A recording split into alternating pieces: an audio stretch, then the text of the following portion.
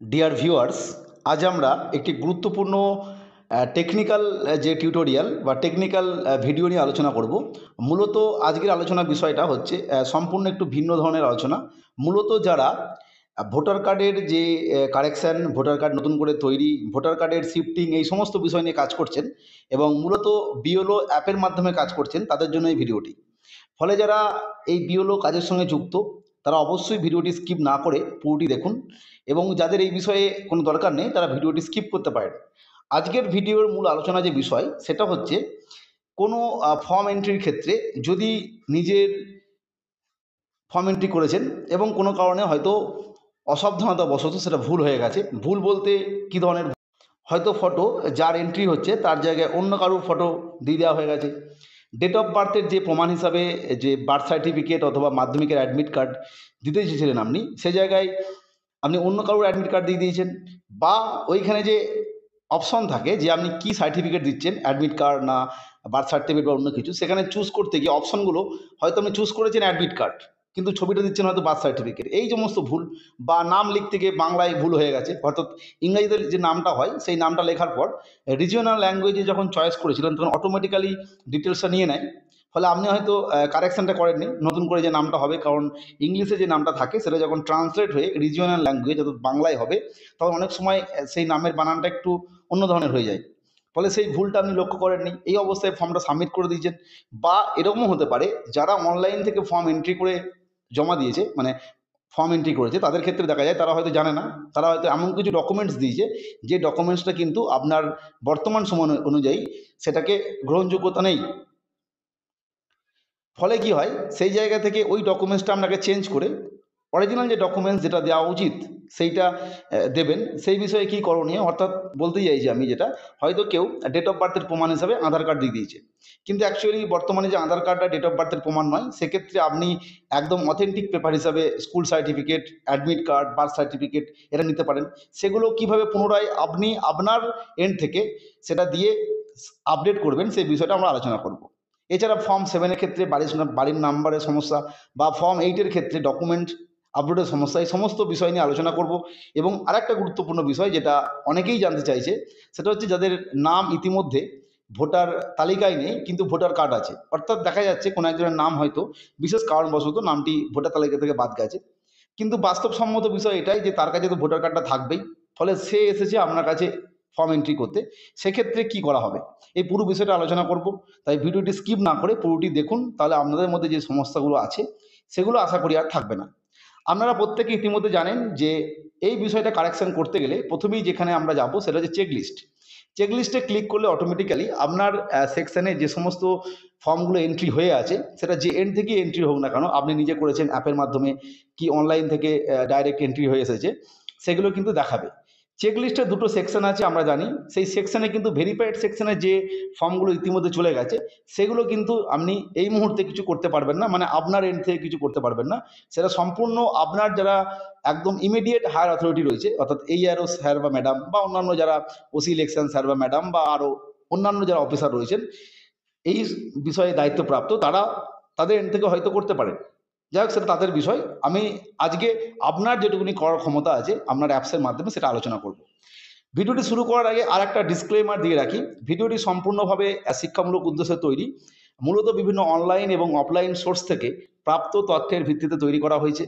ফলে এই ভিডিওতে বলা বিভিন্ন যে ডকুমেন্টের কথা, সেগুলো সেই ক্ষেত্রে আদৌ কাজে লাগবে কিনা, বা সেটা একদম ইসিআই গাইডলাইন্স অনুযায়ী সেটা দেওয়া যায় কিনা, এই বিষয়ে আপনারা সম্পূর্ণভাবে আপনাদের যে নির্দিষ্ট কনসার্ন আধিকারিক রয়েছেন, অর্থাৎ সুপারভাইজার সাহেব বা ম্যাডাম, ARO স্যার বা ম্যাডাম, বা আপনাদের যে ওসি ইলেকশন স্যার বা ম্যাডাম, বা এরপরে যারা রয়েছেন ERO, এই সমস্ত যারা পদাধিকারী ব্যক্তি রয়েছেন তাদের সঙ্গে কথা বলে নেবেন, তবেই সেই ডকুমেন্টসগুলো দেবেন।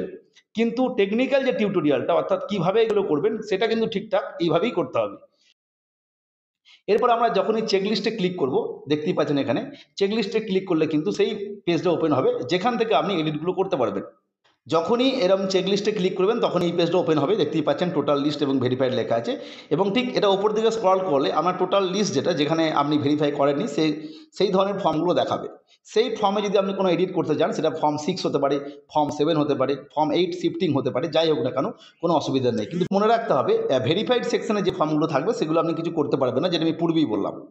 এরপরে যখন এই টোটাল লিস্টটা আপনি দেখবেন, এখানে দেখতেই পাচ্ছেন, এখানে দেখুন দুটি ফর্ম এখানে দেখাচ্ছে, সিরিয়াল নাম্বার 3 এবং 4, মানে যতগুলো ফর্ম আমার এন্ডে থাকবে সেগুলো পরপর সিরিয়াল নাম্বার দেখাবে। এখানে ফর্ম 6, ফর্ম 7 বা ফর্ম 8 শিফটিং বা কারেকশন এরকম ব্যাপার নয়, সমস্ত ফর্মই কিন্তু একসঙ্গে দেখাবে। আপনার দেখা গেল আপনি যখন ফর্মটা ভেরিফাই করতে যাচ্ছেন, হয়তো এই ফর্মটা ভেরিফাই করবেন, এই ফর্মটা যে ফর্ম 7, এই ফর্মটা 7 যখন আপনি ক্লিক করবেন, ক্লিক করার পর সমস্ত তথ্য দেখবেন। দেখার পর কোনো জায়গায় যদি সমস্যা মনে হয়, সেক্ষেত্রে আপনি সেটা কিন্তু এডিট করে নিতে পারবেন। সে কীভাবে এডিট করবেন সেটা আমরা দেখব। এরপরে যখনই আপনি ফর্ম 7-এ ক্লিক করলেন, তখন অবশ্যই ফর্মটি ওপেন হয়ে যাবে এবং আপনারা জানেন প্রত্যেকেই, সেখানে প্রত্যেকের যে অ্যাপ্লিকেন্ট অর্থাৎ যে আবেদন করছে তার নামটা প্রথমে দেখাবে। তারপরে যার বিরুদ্ধে অবজেকশন দেওয়া হয়েছে অর্থাৎ যার নামটা বাদ দিতে বলা হয়েছে তার নামটা দেখাবে। তার নাম, তার ফটো, তার সমস্ত এপিক নাম্বার, যদি মোবাইল নাম্বার দেওয়া থাকে অ্যাপ্লিকেন্টের সেই মোবাইল নাম্বার, এরপরে অ্যাড্রেস দেখাবে। এবং তারপরে আপনাকে কি করতে হবে, যে সে কী জন্য এটা অ্যাপ্লিকেশন করা হয়েছে, ডেট, শিফটেড, এই সমস্ত দিয়ে আপনাকে কিন্তু ফর্মটা সাবমিট করতে হবে। কিন্তু মনে রাখতে হবে, বিশেষ ক্ষেত্রে দেখা গেছে এই হাউস নাম্বারের ক্ষেত্রে, যে অ্যাড্রেসের প্রথমেই আছে হাউস নাম্বার বা অ্যাপয়েন্টমেন্ট নাম্বার, সেই অ্যাপার্টমেন্ট নাম্বার বা হাউস নাম্বার অনেক সময় হয় ফর্ম এন্ট্রি করার সময় আপনি যদি দিয়েও থাকেন বা না দিয়েও থাকেন, সেক্ষেত্রে অনেক সময় দেখা যাচ্ছে যে হাউস নাম্বারটা ঠিক এখানে আসছে না, এবং ভেরিফাই করার সময় হাউস নাম্বারটা না দিলে ফর্মটা ভেরিফাই করা যাচ্ছেই না। সেক্ষেত্রে আপনি কি করবেন, এই বিষয়টা নিয়ে অনেকের সমস্যা, সেই বিষয়টা আমরা একটু ডিটেলসে দেখে নেব। ঠিক এটা স্ক্রল করে যখন উপরে তুলবেন, ঠিক নিচে দেখবেন একটা অপশন থাকবে same and or not same. আপনি যখনই নট সেম করবেন, তখন এই যে অপশনগুলো এতক্ষণ ধরে দেখছি আমরা, এগুলো কিন্তু এডিট করার অপশন দিয়ে দেবে। এই মুহূর্তে কিন্তু আপনি যত চেষ্টাই করুন, এটা কিন্তু কোনোভাবেই এডিট করতে পারবেন না। এখানটা এইটা লেখা থাকবে, যখন ওটাকে নট সেম করে দেবেন সঙ্গে সঙ্গে কিন্তু এডিট অপশন চলে আসবে, আপনি এডিট করতে পারবেন। যে প্রসঙ্গটা প্রথমেই বলছিলাম, এই যে দেখুন এখানে সেম এবং নট সেম করা আছে, যখনই আপনি এখানে নট সেমে আমি ক্লিক করব, নট সেমে ক্লিক করার সাথে সাথে আগের যে অপশনটা আমি দেখছিলাম সেখানে কিন্তু পুরো অপশনটাই কিন্তু ক্লিক করে এডিট করতে পারবো। ঠিক এরপরে পরবর্তী সময় আমরা দেখতে পাবো যে এখানে অবশ্যই সেই কী কারণে অবজেকশন দেওয়া হয়েছে সেগুলো আছে, এবং তারপরে কিন্তু এখানে অবশ্যই আপনার মন্তব্য লিখে এখানে কিন্তু কী করতে হবে না, সাবমিট করে এটাকে ভেরিফাই করে দিতে হবে। তাহলে আমরা এরপর দেখবো যে এটাকে নট সেম করলে কি দেখায়। এবারে দেখুন, যখনই আমরা এখানে নট সেম করলাম, সঙ্গে সঙ্গে এখানে একটা এডিট অপশন চলে এসছে। আপনি চাইলে কিন্তু এটাকে এডিট করতে পারেন, এই যে এডিট চিহ্ন রয়েছে, আপনি এগুলো যা ছিল অ্যাড্রেস লাইন চেঞ্জ করতে পারেন, আপনার হাউস নাম্বার চেঞ্জ করতে পারেন। চেঞ্জ করার পর কিন্তু মনে রাখতে হবে একটা বিষয়, অনেকেই ভুল করছে, চেঞ্জ করার পর ঠিক নিচে গিয়ে যেখানে আপনি নট সেম করলেন ওটাই কিন্তু আবার পুনরায় সেম করে দিতে হবে। নট সেম করা অবস্থায় কিন্তু ফর্মটা সাবমিট হয়ে যাবে, কিংবা মানে ভেরিফাই হয়ে যাবে। কিন্তু আমি বলবো, যেহেতু আপনি একজন দায়িত্বপ্রাপ্ত আধিকারিক হিসেবে কাজ করছেন, সেক্ষেত্রে পুরো তথ্যটা ঠিকঠাক করে সাবমিট করাই বেটার।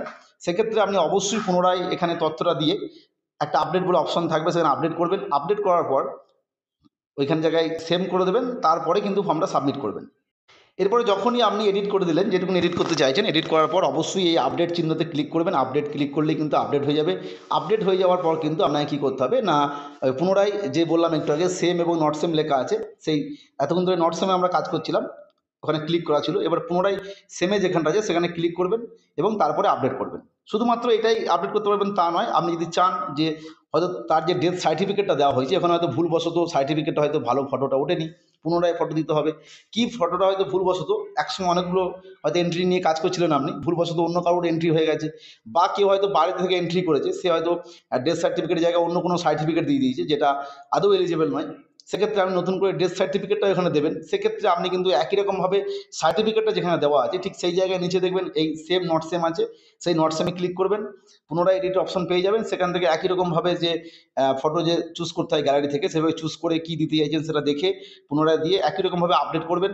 আপডেট করার পর অবশ্যই বারবার বলছি, এই নট সেম এবং সেম এটা কিন্তু সেমে ক্লিক করবেন, তারপরে আপনি ফর্মটা ভেরিফাই করবেন। এভাবে ফর্ম 7-এ যত সমস্যা আছে আপনি কিন্তু মিটিয়ে ফেলতে পারবেন। এরপর আমরা ফর্ম 6-এর কিছু সমস্যা দেখব। এরপরে দেখুন, একটা ফর্ম 6 আমি ওপেন করেছি। মূলত ফর্ম 6-এর যে সমস্যাটা তৈরি হচ্ছে সেটা হচ্ছে ডেট অফ বার্থ রিলেটেড। এখানে দেখুন, যে ফর্মটা এন্ট্রি করেছে সে লিখেছে document for proof of date of birth. Date of বার্থের প্রুফ হিসাবে কিন্তু সে আধার কার্ডটা এখানে দিয়ে দিয়েছে, এবং আধার কার্ডে একটা ছবিও নিচে পেস্ট করেছে যেখানে দেবার। কিন্তু ঘটনাটা হচ্ছে, বর্তমানে আধার কার্ডটাকে যেহেতু বলা হচ্ছে যে ডেট অফ বার্থের প্রমাণ হিসাবে অথেন্টিক নয়, সেক্ষেত্রে তার যেহেতু অ্যাডমিট কার্ড আছে বা বার্থ সার্টিফিকেট আছে, সেক্ষেত্রে আপনি আধার কার্ডের জায়গায় বার্থ সার্টিফিকেট বা মানে যে অ্যাডমিট কার্ড সেটা দিয়ে দিতে চাইছেন, সেক্ষেত্রে আপনি কি করবেন? সে একই রকম প্রসেস। আপনি যখন এটা স্ক্রল করে উপর তুলবেন, ঠিক এর নিচে দেখবেন সেম এবং নট সেম আছে। সে একই রকমভাবে নট সেম ক্লিক করার সাথে সাথে পুরো ফর্মটা কিন্তু এডিটের অপশন চলে আসবে, আপনি এডিট করে নিতে পারবেন। আমরা এরপর নট সেমে ক্লিক করে দেখবো ব্যাপারটা কি হচ্ছে। যেটা আমি বলছিলাম, দেখুন ডেট অফ বার্থের প্রমাণ হিসাবে এখানে যেগুলো দেওয়া আছে সেই তথ্যগুলো দেখুন সেম এবং নট সেম আছে। আমরা কী করবো, নট সেমে যখনই ক্লিক করবো সঙ্গে সঙ্গে কিন্তু ডেট অফ বার্থের যে এডিট, সেই এডিটটা করতে পারবেন এবং এডিট করার পর যে ডকুমেন্টসও দেওয়া হয়েছে সেটাকেও চেঞ্জ করা যাবে। সেটা আমরা এবার নট সেম করে দেখবো কী হয়। এরপরে যখনই নট সেম করার পর এডিট অপশনটা গেলাম, ঠিক মাথার উপরে দেখবেন এডিট অপশন থাকবে, পেনের মতো একটা চিহ্ন থাকবে। সেই এডিট অপশনে যাওয়ার পর কিন্তু এই অপশনে চলে এলো। এইখানে আপনি কি করবেন, পুনরায় এই যে সিলেক্ট বটনটা রয়েছে এইখানে, এটাই ক্লিক করলে কিন্তু আগের মতোই যতগুলো অপশন আমরা পেতাম আগে, বার্থ সার্টিফিকেট, মাধ্যমিক অ্যাডমিট কার্ড, এই সমস্তগুলো দেখাবে। সেখান থেকে যেটা আপনি দিতে চাইছেন আধার কার্ডের বদলে সেটা চয়েস করে নেবেন এবং সেটা এখানে চলে আসবে। এরপরে যে চুজ ফাইল রয়েছে, এখানে যেভাবে আমরা চুজ ফাইল করতাম, এখানে ক্লিক করলেই চুজ ফাইলের অপশন দিয়ে দেবে যে কীভাবে আপনি চুজ করতে চাইছেন, যে ফটো থেকে না ফটো তুলতে চাইছেন না গ্যালারি থেকে নিতে চাইছেন। সেই গ্যালারি থেকে অপশনে আপনার ফটো অলরেডি হয়তো আপলোড করাই আছে, আপনি ফটোটা নিয়ে চুজ করে দেবেন। দিয়ে অবশ্যই এই যে আপডেট অপশন আছে, আপডেট ক্লিক করবেন।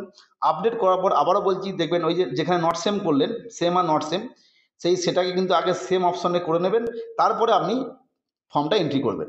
এভাবে কিন্তু আমি শুধুমাত্র জন্ম সার্টিফিকেটের ক্ষেত্রে সমস্যা তা নয়, হয়তো নামটাই আপনি ভুল লিখে ফেলেছিলেন, হয়তো আপনি বাংলা নামটা ভুল লিখেছিলেন, হয়তো কোনো কারণে কোনো একটা ওয়ার্ডের মানে অ্যালফাবেটের কোনো একটা লেটার এক্সট্রা যোগ হয়ে গিয়েছিলো, এই সমস্ত বিষয় যদি সমস্যা হয় ভেরিফাই করার আগে কিন্তু এগুলো করে নিতে পারবেন।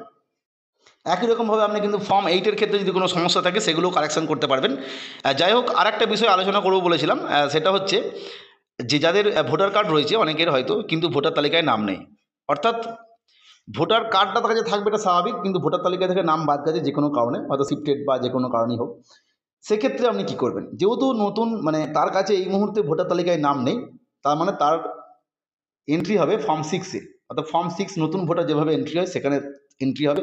সেখানে অবশ্যই যেমন আমরা এখানে ডেট অফ বার্থের প্রমাণ দিলাম, সেখানে ডেট অফ বার্থের প্রমাণ দিয়ে কিছু একটা ডকুমেন্টস দিতে হবে এবং একই রকমভাবে অ্যাড্রেস প্রমাণ দিতে হবে, দিয়ে তার ফর্মটা এন্ট্রি করতে হবে, যেভাবে ফর্ম 6 এন্ট্রি হয়।